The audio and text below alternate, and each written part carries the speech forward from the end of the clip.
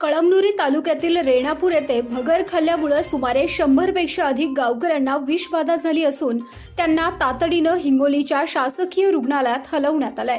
गावातील परिस्थिती लक्षात घेऊन जिल्हा परिषदेचे मुख्याधिकारी संजय दैने यांनी तातडीनं गावात आरोग्य पथक पाठवून गावात उपचाराची व्यवस्था केली आहे।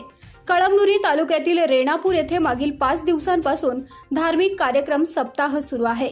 दिनांक 20 मंगळवार रोजी एकादशी निमित्त धार्मिक कार्यक्रमात सायंकाळी भगर व शेंगदाण्याची चटणी देण्यात आली होती।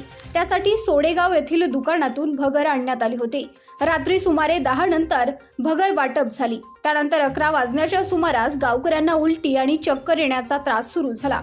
गावातील प्रत्येक प्रभागातून उलटी आणि चक्कर येण्याचे रुग्ण वाढत असल्यानं गावकऱ्यांनी तातडीनं आरोग्य प्रशासनाशी संपर्क साधला।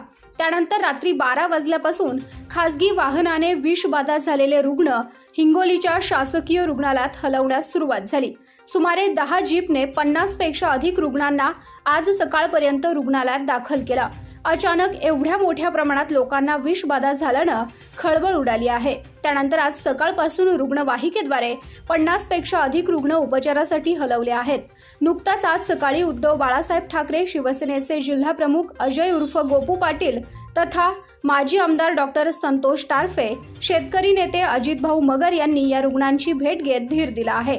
त्याचबरोबर या प्रकाराची माहिती मिळाल्यानंतर जिल्हा परिषदेच्या मुख्याधिकारी, जिल्हा आरोग्य अधिकारी यांनी तात्काळ आरोग्य पथक गावात पाठवलं आहे।